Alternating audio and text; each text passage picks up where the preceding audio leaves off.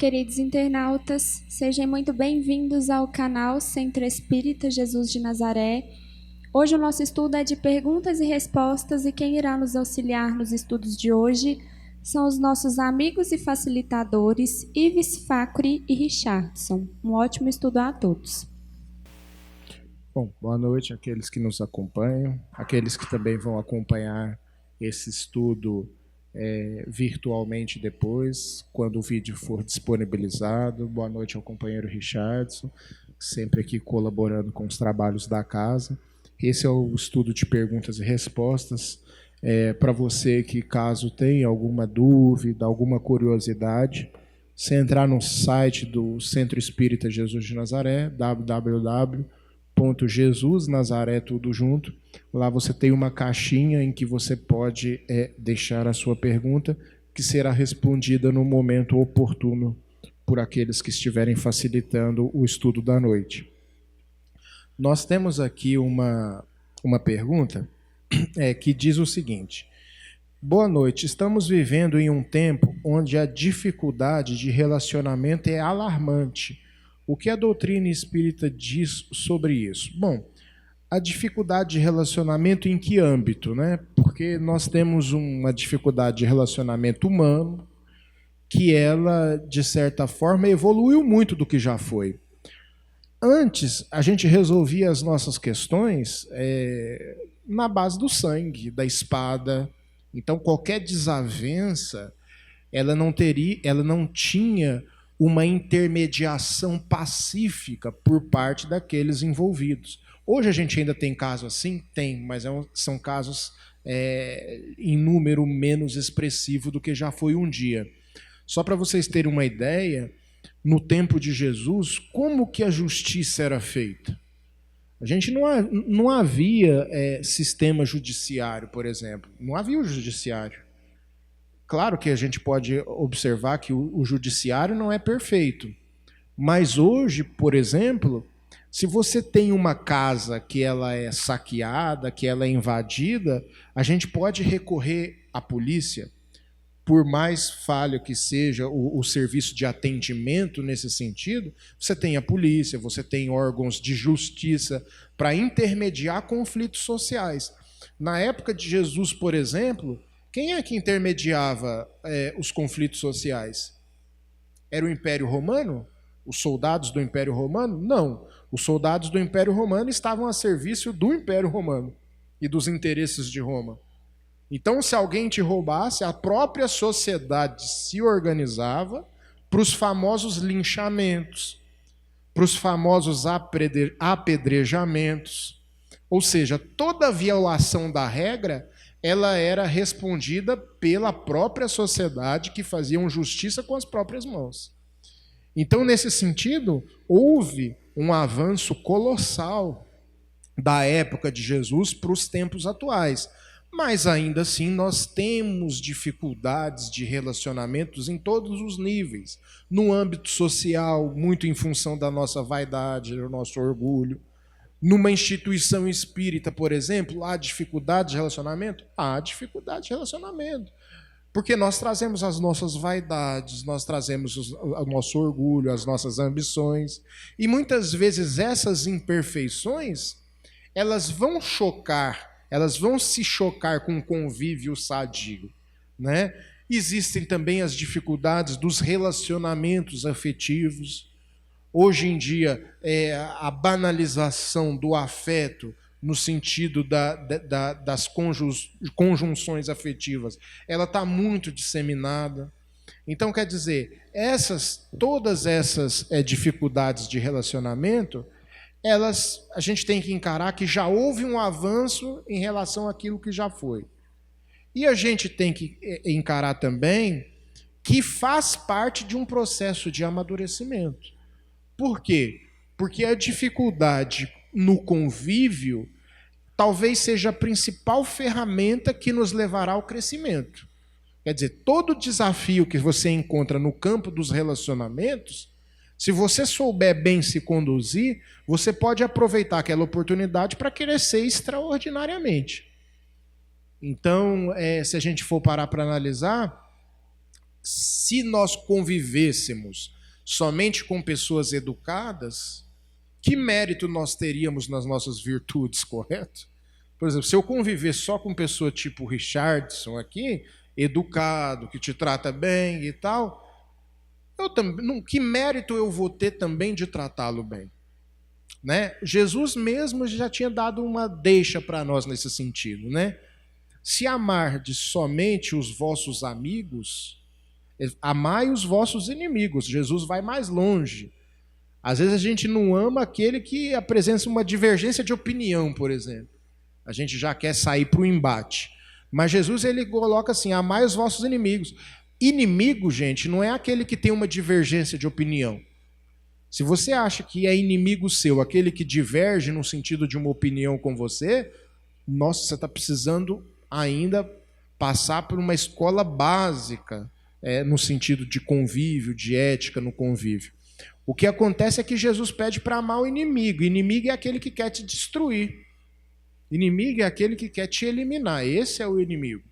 Então Jesus fala assim, amai os vossos inimigos. E ele completa, porque se somente amardes os vossos amigos, que recompensas tereis? Os fariseus e os publicanos também assim não o fazem? Quem que eram os fariseus? O fariseu era a classe mais hipócrita da época de Jesus. E mesmo essa classe mais hipócrita era capaz de amar o amigo.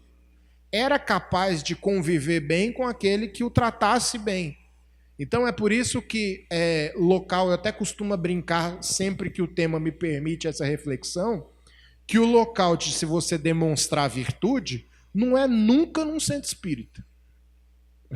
Vamos parar para refletir sobre isso. Nunca. Né? Você pode até demonstrar virtude num centro espírita, mas não vai ter muito mérito. Por quê? Porque é um ambiente social em que uma conduta mais certinha está meio que te oprimindo a ser daquela forma. Tá? O mérito vai ter quando você está lá num ambiente de trabalho em que você está sofrendo perseguição muitas vezes, né? Num ambiente familiar de conflito, que aí você vai colocar a sua virtude à mostra. Então, os tempos que a gente está atravessando, em comparação ao que a gente já atravessou, estão bem melhores e representam para nós oportunidades de crescimento espiritual. Toda essa efervescência, gente, a gente considera como um ponto de mutação, um ponto de transição. Toda vez que as coisas se intensificam na lei de destruição que o livro dos Espíritos nos coloca, lei de destruição, é para que o novo ele possa surgir a partir de uma reflexão, né, do que provocou essa destruição, do que fez com que renovasse-se a forma de convívio, a forma de olhar as coisas. Então, nesse sentido, é mais ou menos por aí que o Espiritismo encara essa questão. Tem uma pergunta que é: por que a morte ainda nos causa tanto medo? Nós temos que refletir que o medo da morte é de quem que não vive a vida. A única coisa que nós podemos levar da vida é aquilo que nós vivemos. E muitas das vezes as pessoas, né, elas estão vivendo tão mecanicamente, materialmente a vida, estão ali apegadas, às vezes, a um trabalho que elas são infelizes, um relacionamento fracassado, estão apegados a bens materiais e que não as permita realmente seguir, né, e realizar aquilo que as preencheria, as tornariam felizes. Então, a pessoa que tem medo da morte é porque ela não está vivendo a vida. E, infelizmente, hoje nós vemos várias pessoas que, se analisarmos, né, de uma forma muito profunda, elas estão já mortas em vida, né, porque não estão vivendo. Elas estão ali, como eu disse, agindo mecanicamente, em prol dos outros, em prol de bens materiais, em prol de opiniões, ou de cultura, ou de conhecimentos, regras que não se ajustam a elas. Então, a primeira questão é: a pessoa ela tem que olhar para si, tem que fazer uma análise muito aprofundada e ela buscar em si aquilo que realmente a preenche, aquilo que realmente a faz ter felicidade, ter satisfação, ter prazer de viver. Porque aí ela, seguindo esse caminho, ela realmente estará vivendo a vida. E aí a morte ela se torna algo insignificante, né? Porque quem está pensando na morte é porque não está vivendo a vida, porque quem está vivendo a vida não tem nem tempo de pensar na morte, né? Ele está se ocupando de viver ali. Quantas pessoas a gente vê no leito de hospital que elas estão, né, acometidas por uma doença, estão no final da vida, e elas estão serenas, e o que preenche elas naquele momento ali? Tudo que elas viveram. Elas mesmas, né, muitas vezes relatam, falam, nossa, eu tive uma vida plena, eu fiz tudo que eu queria, né, fui extremamente feliz, ali, realizado. Já outras estão lá lutando, sofrendo, não querendo morrer, e muitas vezes até relatam que não querem morrer, porque queriam ter a chance de fazer coisas que muitas vezes para nós parecem coisas tão simples, como, por exemplo, eu queria ter tido mais tempo de ficar com meus filhos, de brincar com meus cachorros, de visitar os meus amigos, eu queria ter tido mais tempo de dedicar eu gosto das plantas, então de cultivá-las, então nunca tive tempo para isso, de conhecer lugares. Então, aí nós vemos duas situações diferentes. Então, temos que viver a vida plenamente, de acordo com as nossas condições e aquilo que nos faz felizes. Então, as pessoas elas, né, já crescem sempre pautadas pela opinião dos outros, pelo que os outros pensam que é bom para elas, e elas nunca param para pensar nelas mesmas. Então, assim, deixar de preocupar com a opinião dos outros, realmente olhar para si, abraçar e ser feliz consigo mesmo, né? Porque aí aqueles que realmente te amarem, aqueles realmente que estiverem do seu lado, eles vão estar pelo que você é, não pelo que você tenta ser, pelo que os outros, porque pelo que você acha que os outros gostariam que você fosse. Então, você realmente terá até o amor verdadeiro, né? Você vai ter a companhia, a felicidade, vai ter o seu entorno daquelas pessoas que estão com você pelo que você realmente é, pelo que você realmente faz, que te preenche, te torna feliz. E quando a gente muda, o mundo muda. Se eu estou bem, feliz e realizado, eu também vou estar comportando e mostrando isso para o mundo. Então eu acabo até sendo um instrumento de fazer o bem para as pessoas que estão ao meu lado. Porque eu até brinco, falo que pessoas felizes, elas não enchem a paciência de ninguém. Agora, pessoas problemáticas, pessoas difíceis, pessoas que estão ali causando problemas, estão se ocupando da vida dos outros, é porque elas não têm vida própria. Elas não estão conseguindo fazer para elas mesmas. Então, é um processo de autorreflexão. Então, a morte não existe para quem vive a vida. E às vezes esse medo também pode ser o medo desconhecido, tá? A pessoa passou uma vida inteira no materialismo, nunca se interessou por questões espirituais, aí bate o dilema existencial, o conflito. Será o que vai existir depois?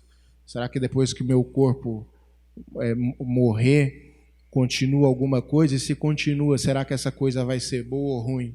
Então essas questões todas também podem atormentar a pessoa. Tem até esse resquício, né, que com todo respeito a gente se refere às outras religiões, mas nós sabemos que as religiões são diferentes caminhos de chegar ao mesmo lugar, né, que é o autoconhecimento e a evolução. Mas, infelizmente, nós sabemos ainda que tem religiões que possuem ritos, né, conhecimentos, que ainda se remetem a um período primitivo. Ideia de inferno, né? De que só de falar que a felicidade não é desse mundo e de fazer com que as pessoas deixem de viver aqui pensando que vão viver o que vão conquistar e viver do outro lado. E não é assim, não é? O que você faz, o que você vive aqui, depois que morre, se existir esse outro lado, é a continuidade, né? Não tem que se anular aqui para estar ou viver lá. Se assim fosse, sem precisar nem de vir aqui, né? Tem uma pergunta que diz assim, ó, por que os espíritos precisam dos médiuns para se comunicar, se estão em toda parte? Bom, os espíritos não precisam dos médiuns para se comunicarem. Então aí é que está o ponto. Dos médiuns ostensivos, né? Porque, na verdade, mediunidade, Allan Kardec classifica bem que todos nós somos em um certo grau. Eu creio que a sua pergunta aqui deva ser médiuns ostensivos, né? Porque os espíritos precisam desses médiuns para se comunicarem, mas não precisam, né? É esse o ponto. Os espíritos precisam dos médiuns ostensivos quando muitas vezes eles precisam desenvolver um trabalho de uma comunicação mais clara, mais direta, né? Um trabalho específico, por exemplo, como um trabalho de reunião mediúnica, como aquelas cartas consoladoras que o Chico psicografava para as pessoas que tinham perdido os entes queridos. Isso é necessário um médium ostensivo, muitas vezes, porque o trabalho vai para além de consolar aqueles que eles se encontram, mas de demonstrar a imortalidade da alma. Então, nesse sentido, o médium ostensivo ele passa a desenvolver um papel fundamental. Mas o espírito pode aparecer para você em sonho, por exemplo, né? Um ente querido que você deseja ardentemente reencontrar, se for de bom tom, que para ele não seja prejudicial, para você não seja prejudicial, se aquele encontro for um encontro sadio e tiver um propósito, você não precisa de um médium. Você pode, através do desdobramento do seu corpo físico, ter um contato cristalino com esse espírito. Então, a pergunta, muitas vezes, ela tem que compreender que a mediunidade ela é quase que ela é generalizada, né? Todos nós somos médiuns, então, portanto, nós temos a possibilidade de tomar contato com os espíritos, né? Independente de um médium ostensivo estar intermediando esse contato. Agora, eu digo e repito, o médium ostensivo, ele tem um trabalho de muitas vezes demonstrar a imortalidade da alma, reparar os próprios erros do passado, tendo a mediunidade como uma ferramenta de depuração de maus feitos cometidos, né? Então existe uma mediunidade que é uma mediunidade kármica. O médium vem atrelado a esse tipo de trabalho para poder reaver débitos do passado, comprometimentos espirituais. Emmanuel deixa muito claro isso no livro Emmanuel também, quando ele fala sobre uma mediunidade dolorosa, né? Então existe essa questão que faz com que a mediunidade ostensiva ela seja uma ferramenta em auxílio da espiritualidade, em auxílio do médium. Mas, às vezes, a espiritualidade intui alguém para te dar uma palavra, tá? Uma outra pessoa, às vezes não vem através de você uma sugestão positiva, vem através de uma outra pessoa que te dá uma palavra amiga. Às vezes você abre um livro e aquele livro vai te inspirar numa página que ali contém para você resolver um dilema da própria vida, né? Às vezes você olha para a paisagem, tem um momento de inspiração também. Então, quer dizer, no momento da prece, muitas coisas podem acontecer no momento em que a gente abre o coração diante da prece também. Então, quer dizer, os espíritos eles podem se comunicar conosco porque eles estão em toda parte, sim. Tá? Não necessariamente um médium precisa estar ali intermediando esse contato. Aliás, uma das revoluções que Jesus fez ao seu tempo foi a revolução de mostrar para a população mais simples que eles não precisavam de sacerdotes que intermediassem o contato deles com Deus. Porque antes tudo passava pela sinagoga, tudo passava pelo doutor da lei.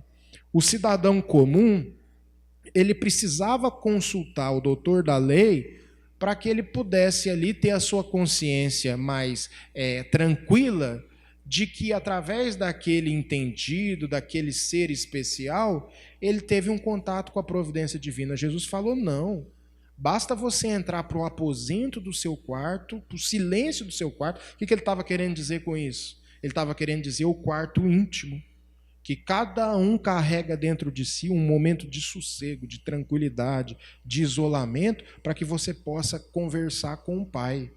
Ou seja, Jesus revolucionou, porque ele chegou assim e meio que disse assim, ninguém precisa de ninguém para entrar em contato com Deus. Né? Cada um com a boa vontade, com o coração sincero, ele pode entrar em contato com Deus. Então, essa pergunta aqui abre para nós refletir sobre isso. Não estou aqui menosprezando o papel do médium, que eu repito, é fundamental. Existe um projeto espiritual, muitas vezes, por trás do trabalho do médium. Mas o espírito, para comunicar com você, ele não precisa necessariamente do médium. Se for para comunicar, mesmo que não haja médium, ele vai comunicar. Agora, precisa haver um propósito para que isso aconteça. Se houver um forte propósito, até se materializar, ele vai se materializar na sua frente. Tá certo?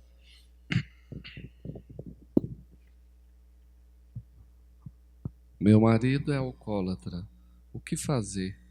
Isso é um karma meu, um compromisso? A primeira questão, a gente tem que fazer um alinhamento aqui, que no kardecismo não existe esses termos karma nem dharma, né? Isso vem do hinduísmo, que eles creem que algo, né, a pessoa já tem que passar, que aquilo é imutável, não é? Então não tem karma. Nós temos, como eu disse, um planejamento, né, que a gente pode seguir no sentido daquilo que a gente quer aprender, a gente quer experimentar para evoluir. Agora, com relação, né, ao alcoolismo, à dependência química do outro, principalmente se é um companheiro, não é um problema da pessoa, a não ser que ela esteja dentro daquele relacionamento fazendo algo que leve ao sofrimento do outro e o outro, como fuga, esteja recorrendo à bebida. Então, aí cabe a ela refletir sobre os seus atos. E também os dois, né? Por que eles estão no relacionamento? Se for esta causa do desequilíbrio, né, está causando sofrimento em ambos e que está até levando um deles, como no caso está sendo relatado do marido, a se remeter ao alcoolismo, então esse casamento ele precisa ser refletido. Porque no próprio, né, na própria doutrina espírita, muitas vezes eles perguntam a questão de que, porque existe a crença de que se casou, tem que se permanecer casado pelo resto da vida, porque foi um compromisso assumido, senão vai pecar se separar. Pecado é você se manter numa relação no qual você faz mal para o outro ou esse outro faz mal para você. Nós sabemos que os relacionamentos não são perfeitos, né? Eles são duas pessoas com diferenças e ali eles se propõem a estarem juntos, eles vão tentar se ajustar e minimizar aquilo que o outro tem de defeito para que a relação possa dar certo. Mas se é o momento, aquela relação está fazendo mais mal do que bem, então isso não se justifica. E se o outro também, aí em outras situações, não é a questão do relacionamento, é uma fragilidade do outro, ele está com problema da bebida, se essa esposa está do lado desse companheiro e ela, né, o ama, cabe a ela, não é um problema dela diretamente, mas ela está ali como instrumento para dar suporte, para dar a mão para ele se reerguer, para os dois juntos buscarem recursos para que ele possa sair deste problema. Porque também nós temos que refletir sobre isso, né? Nas relações, muitas vezes hoje as pessoas têm a ilusão de que só ficam no relacionamento enquanto tudo estiver perfeito. No menor problema que surge, então não dá mais para mim, e aí vira as costas e vai embora. Não é assim. O relacionamento ele vai ter altos e baixos. E se o outro está em dificuldade, é o momento que demonstra e comprova o amor pelo outro, né? De dar suporte, de estar ali fazendo-se presente, de dando força, de buscando recursos para fazer com que o outro ele consiga superar aquele problema. Isso que é o amor verdadeiro. Porque esse amor fantasioso de que eu só amo se tudo estiver perfeito, isso não é amor, né? Isso é conveniência. Então, se é nesse sentido, também aí cabe, nesse momento, a mulher demonstrar, então, ali, ela que vai ter que ser o ponto de sustentação e de buscar esse auxílio. Assim como em outros momentos, esse homem também pode ter feito para com ela. Isso que a gente chama de relacionamento, né? De comunhão, de estarem ali juntos, de serem parceiros antes de tudo, superando as dificuldades, as diferenças e, acima de tudo, fazendo com que vale a pena. Então, o que tem que fazer é isso. Primeiro é refletir sobre a relação, se não está bem, então ambos têm que procurar, né, serem felizes. Agora, se estão bem, têm amor, o que ela deve fazer? É buscar recursos, estar do lado dele, apoiá-lo, porque agora que é o momento dela comprovar realmente este amor que ela sente por ele, né, e o desejo de que ele esteja bem. E, então não é karma, tá? Porque tem essa questão também no Espiritismo, de ficar pensando que tudo que está acontecendo hoje, é porque eu estou resgatando, é porque eu estou pagando. Não, gente. Tem coisas que estão acontecendo hoje que está acontecendo hoje. Não é tudo também atrelado a coisas do passado, não. Nós estamos vivendo aqui, nós estamos exercendo ações, tomando decisões que vão levar a ocorrências de coisas boas ou ruins. Então, focar no presente também, não ficar essa coisa de ficar buscando que é porque em outra reencarnação teve isso, em outra... Não, é nesta mesma. O problema é nessa, o que aconteceu, de onde que vem? Às vezes a pessoa tem propensão ao alcoolismo porque ela vem de uma família desestruturada, tinha um pai alcoólatra, uma mãe alcoólatra, ou não, esse indivíduo ele vem de uma situação que teve uma família disfuncional, uma pessoa que passou muitas dificuldades na vida e que acabou indo para a questão da bebida como fuga, não é? Porque tem gente que sofre tanto que chega um momento elas buscam a bebida, a droga como fuga. E aí, se ela contrai um relacionamento, tudo, esse relacionamento ainda ele vai ser disfuncional, ele vai trazer sofrimento e dor para essa pessoa, vai só agravar o problema. Ou esse relacionamento ele pode ser a solução, de trazer ali para ele o suporte que ele nunca teve, de dar o direcionamento, dar o apoio, dar o amor, o carinho que às vezes muito faltou ali, e fazer com que ele consiga então superar, se fortalecer e conseguir estar junto nesse relacionamento da forma que ele permite, feliz. Eu vou responder duas rápidas aqui, porque elas são mais simples assim. É muito errado desejar o insucesso do outro, mesmo quando este sucesso custou a sua felicidade? Engraçado que coloca assim, é muito errado, né? Desejar o insucesso do outro. Quer dizer que se eu falar que se for pouco errado, talvez não valha a pena. Não, mas brincadeira à parte, pessoal, fala assim, claro que é, né, pessoal? Não é que é uma questão de certo e errado aqui. Né? Vamos tirar essa questão de certo e errado. O desejo do insucesso do outro, né, e você ficar martelando isso no pensamento, é o preço da sua felicidade. Então é uma questão, não é que não é certo o que é errado, é que não vale a pena. Se você ficar com isso na cabeça, desejando um insucesso no outro, primeiro que mostra que você está muito fixado ainda nesse outro. Então, se você ainda está muito fixado no outro, já é um problema, né? Você precisa aí se desvencilhar mentalmente desse outro e deixar a cargo da providência divina. Mas sempre desejar o bem. Por quê? Porque você sempre desejando o bem, você adquire um grau de leveza para a sua própria vida. Então é uma questão até de inteligência, se a gente for parar para analisar. Porque o indivíduo que ele vai ficar desejando mal, ele puxa uma carga negativa muito grande para si mesmo. Então é aquela mesma história, né, de você tentar sujar a roupa do outro no varal, se melando inteiro de lama também. Então, quer dizer, não é uma coisa que vale a pena, né? O William Shakespeare ele tem uma frase que diz que Mágoa é um veneno que você toma desejando que o outro morra, né? Ou seja, você está tomando veneno desejando que o outro morra, mas você que tomou o veneno. Então a mesma coisa, quando a gente fica martelando que o outro não pode ser feliz, como assim? Ele tirou minha felicidade e agora vai ser feliz? Gente, o negócio é o seguinte, tem muita vida que a gente acha que é feliz e é um poço de coisa errada, de amargura, de contradição e de comprometimento espiritual. Você quer ser feliz no erro? Essa que é a questão. Você quer ser feliz no erro? Você quer ver tanta pessoa inescrupulosa se dando bem na vida? Porque esse mundo é de contradições dessa natureza. Não significa que você vai seguir o bom caminho, que você vai estar ali sempre buscando o bem, que as portas todas da sua vida vão se abrir. Quem te disse que é assim que funciona? Se fosse assim que funcionasse, Jesus teria um império no mundo, né? Porque não teve homem mais bom que pisou aqui. Qual foi o destino que Jesus teve? Justamente por ser bom.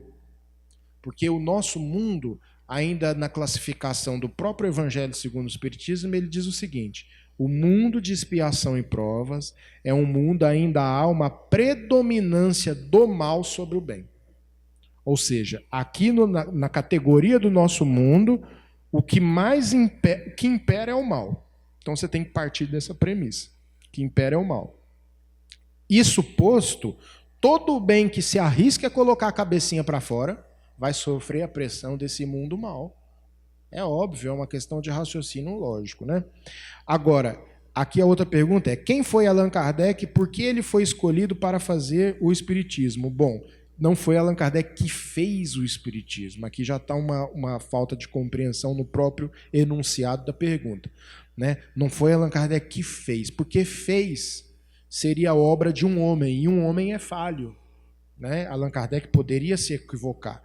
Allan Kardec foi escolhido para poder organizar um trabalho de comunicações mediúnicas direcionadas pela providência divina que estruturasse um movimento de resgate do cristianismo primitivo. Que foi o trabalho que Allan Kardec fez. É o consolador prometido por Jesus, que explicou coisas para a humanidade, segundo o capítulo 10 do Evangelho de João, né, que perante Nicodemos ele diz assim: tem muito mais coisas que eu poderia vos dizer, mas ainda não podeis entender. Chegará um dia que um outro Consolador trará todas as coisas às claras e poderá explicar muitas coisas que hoje não podeis compreender e muito mais. É mais ou menos assim, não sei ipsis literis o texto bíblico. Mas, enfim, o trabalho de Allan Kardec foi organizar esse trabalho de comunicações mediúnicas que traziam mensagens, organizar, codificando a reunião desses estudos trazidos pelos espíritos. Então, não foi ele que fez.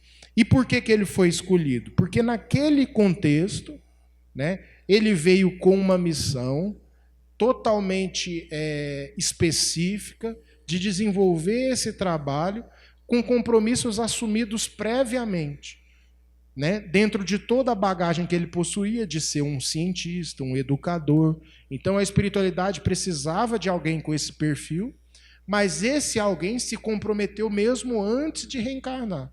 Então foi por isso que ele foi escolhido, ele assumiu o trabalho.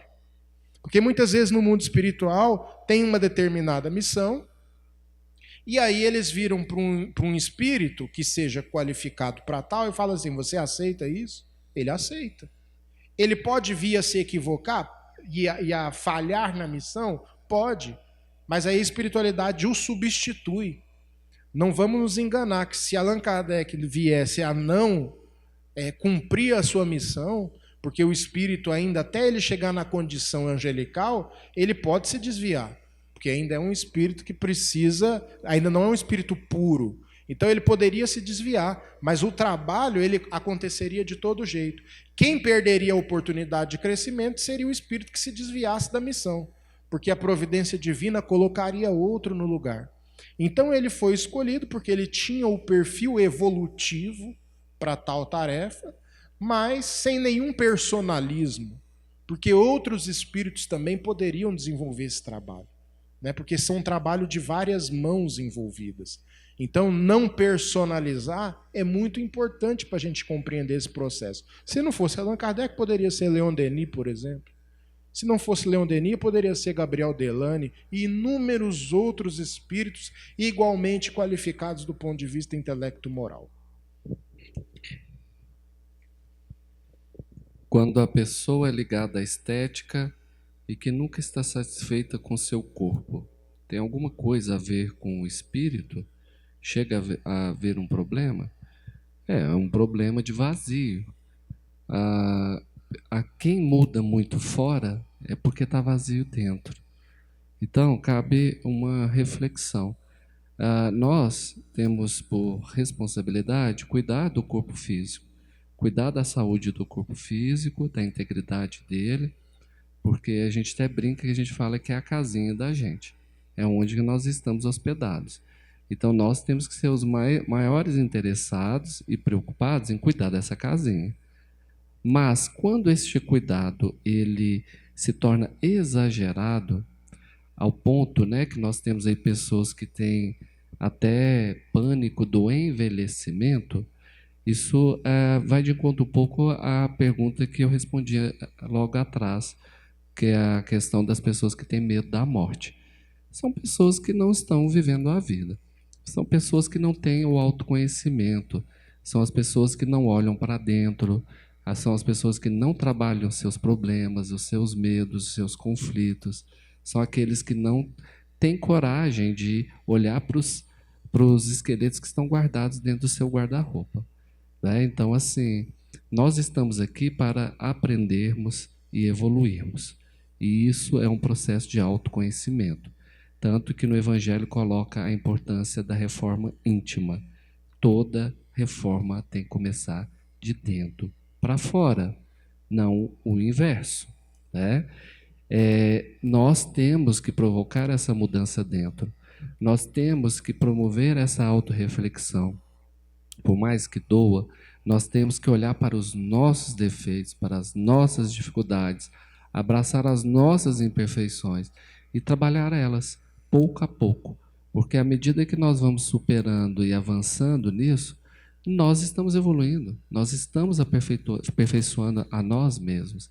Então, quem fica muito preocupado com fora é porque está vazio dentro, está fugindo do de dentro. Daí nós temos que parar, temos que ter esse equilíbrio.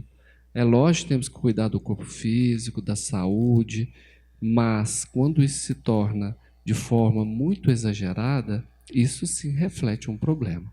Né? Da mesma forma que a gente vê a questão das estruturas narcisistas, né? Que aí são indivíduos que começam, vivem em prol deste culto ao corpo. Eles estão cultuando algo que é certo que vai acabar. Né? O corpo físico, a cada dia que nós levantamos, é ao menos um dia de vida dele. Né? Então, por que essas pessoas estão tão focadas e apegadas nesse culto exagerado, né? Grande parte resumindo as suas vidas unicamente a esse narcisismo, né? De cultuar o próprio corpo e perdendo a oportunidade de realmente focar naquilo que é mais importante, que é no aprendizado, no conhecimento, em viver as experiências, em conhecer o outro.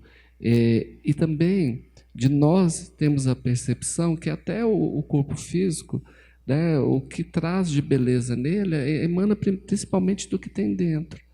Né? Quantas pessoas nós conhecemos que fisicamente são bonitas, né, pelo padrão estético, mas que são pessoas que trazem um mal-estar, um desconforto, aonde quer que elas estejam, que são pessoas que por dentro elas são feias, né? Elas são vazias. Então, isso também a gente vê que não é o padrão estético que sustenta. E outras pessoas que, às vezes, no padrão estético que é tido, né, pela sociedade, elas não são bonitas, mas são pessoas que, onde quer que elas chegam, elas preenchem o ambiente, elas são pessoas que trazem felicidade, são pessoas agradáveis, que todo mundo gosta delas e que elas acabam se tornando bonitas, que é a verdadeira beleza, e é nessa que a gente tem que focar. Tem pergunta aqui também que é simples de responder, que diz assim: se vivemos várias vidas, não seria mais inteligente lembrarmos para continuar o progresso de onde paramos? Não seria mais inteligente pelo ponto de que essa lembrança ela só seria positiva se nós não tivéssemos um passado tão delituoso como nós temos? Então não seria mais inteligente, porque imaginem o tanto de transtorno que determinadas lembranças não poderiam nos trazer. Veja bem, imaginem você que condena determinada atitude de uma maneira muito intensa, se lembrasse que você, em outra ocasião, era aquele que cometia aquela atitude que hoje você mais condena. Que tipo de conflito existencial você atravessaria num momento como esse? Então, não é positivo. Vou dar um exemplo aqui na base da brincadeira, mas que retrata muito bem essa realidade aqui. Imagina que você está lá dormindo com seu marido e você descobre que numa outra ocasião ele te matou dormindo. Imagina, você nunca mais ia conseguir dormir do lado dele. Ou se ele descobre, se ele se lembra que na outra vida você assassinou ele dormindo, nunca mais ele ia dormir do seu lado. Entende? Então está vendo como determinadas lembranças elas são um transtorno para a nossa vida?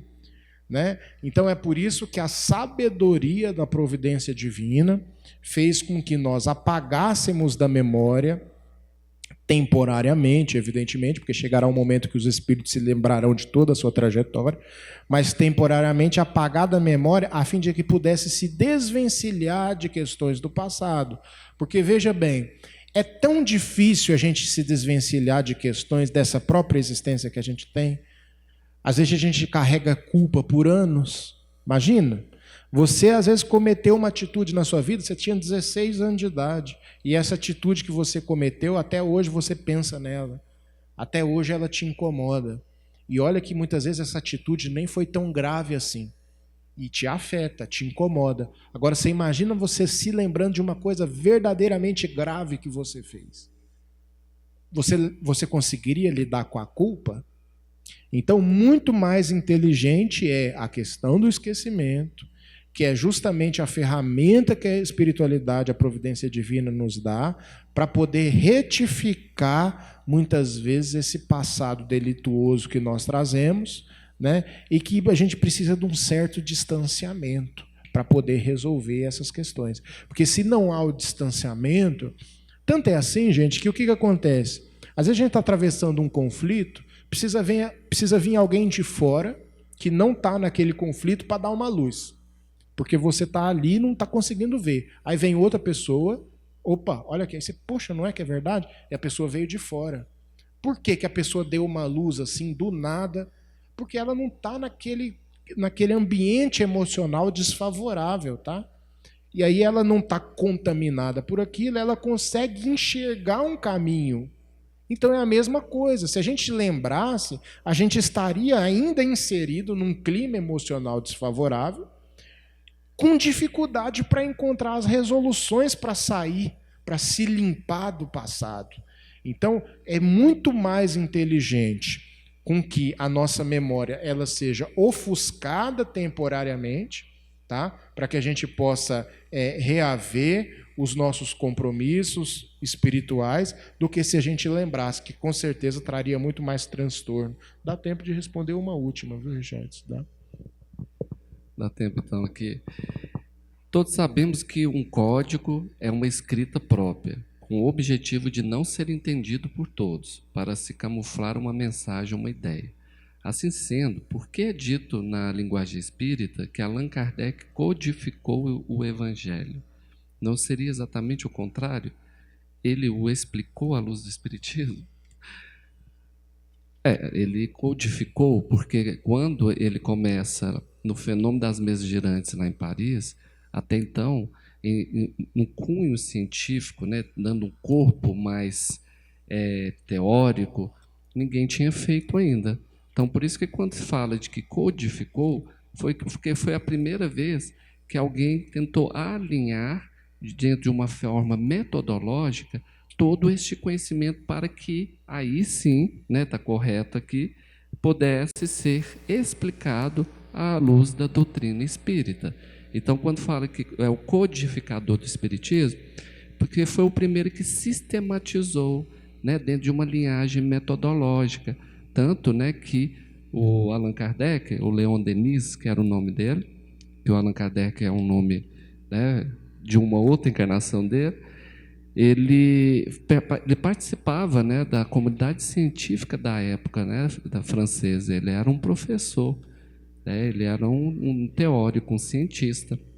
E até baseado nisso, para dar validade, que, como o Ivo explicou até muito bem anteriormente, ele foi utilizado para trazer à luz da ciência uma primeira forma codificada do conhecimento espírita, que então são, nós temos 5 obras básicas aí, temos o Evangelho, Céu e Inferno, a Gênese, o Livro dos Médiuns e o Livro dos Espíritos, que então foi por isso que é chamado de codificação. Ele foi o primeiro que sistematizou, e que a partir daí, sim, à luz do Espiritismo, as obras são utilizadas para se explicar e trazer a luz do esclarecimento.